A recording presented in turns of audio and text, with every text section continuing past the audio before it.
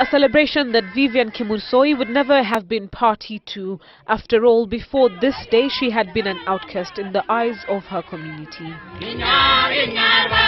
She was 8 years old when she fled home and sought safe haven at the Tasaru Rescue Center in Narok County, scared that if she didn't, then she would be circumcised and would never get an education. 6 years later, and family and relatives welcome Kimursoi home, the now 14-year-old girl.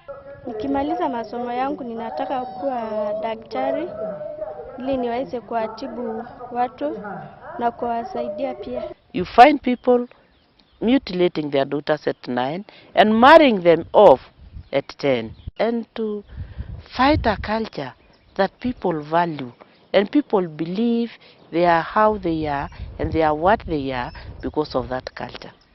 It's not easy. Uliolewa kwa siku ngapi? Kiama ki ngolongi aja. Walikuwa nataka kufanya tohara. Ukatoroka kabla. Na ulikuwa shule? Darasa ngapi? Class 4. Haya na wewe?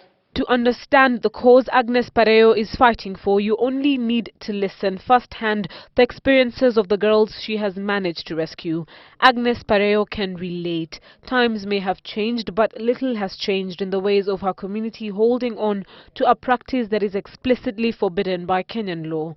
She too needed rescuing from the practice of female genital mutilation 45 years ago. When I went to home, that was in 1969, I was in class 6. There were so many people feasting.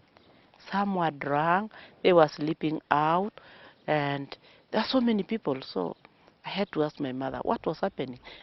Then she said, they will prepare you to a woman because you are not a woman. I said, Ma'am, by cutting? She said, yes. I said, no, I'll not agree.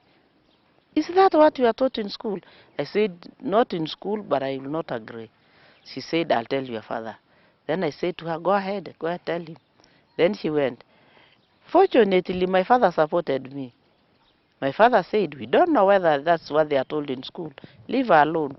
Agnes Pareyio's resolve would fickle. It was no match to the societal pressure she was under. My mom was wondering what to do. She went to my grandmother, who was screaming, shouting, me, we have no relationship with a coward woman. And one thing you can do to a Maasai, call him a coward.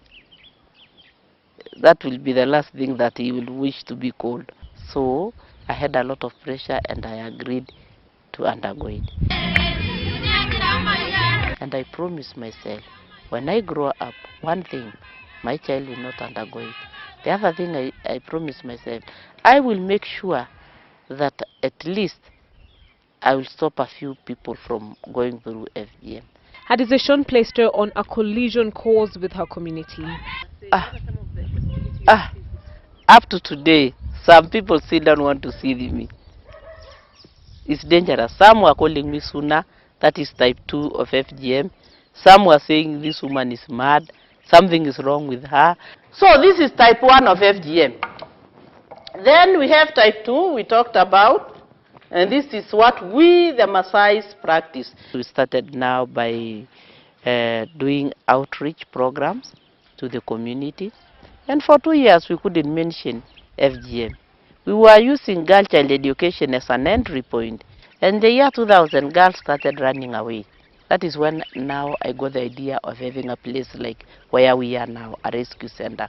With the help from Eve Ensler, a prominent activist addressing issues of violence against women and girls, Pareyio set up the shelter for the fleeing girls in 2002. She has since spent her time suggesting and demonstrating alternative rites of passage for young girls to undergo. We take them through an ARH, that is adolescent reproductive health sessions, where we build their own esteem to understand the development of their bodies. Agnes also ensures that while these girls are under her protection, they enroll in school. We started a school, and in that school is a private school where half of the pupils in that class were going to be private and half were going to be the rescued girls. We constructed the school in partnership with another organization from Spain. They are not funding the school, they just did the construction. So it's up to us to get ways of supporting the school and running the school. I came here because I was getting circumcised by my mom's mom, and my dad didn't want it, so my dad brought me here. I stayed here for 8 years, and then I was reconciled when I was leaving for the United States. And I was studying law, and now I'm transferring to the University of Nairobi to continue with the U. And now I'm ready to help the rest of the women, and that's why I'm doing law. Her contribution to the national and global efforts to eradicate FGM and underage marriage have earned such accolades as the United Nations in Kenya Person of the Year Award in 2005. I feel I need to do more because I need more of these girls coming out, be role models, and be saying, if it were not for Agnes, if it were not for Agnes, I could not be here. And I'll have hope that this community will change. After we have gotten about 10, 20 role models, the community will change. And it appears there is no stopping Agnes Pareyio, the first Maasai woman to be elected deputy mayor in the then Narok County Council, where she served for 2 terms. She was a councillor for 20 years and has also been in the Maendeleo ya Wanawake leadership. Mbilu, Citizen Weekend.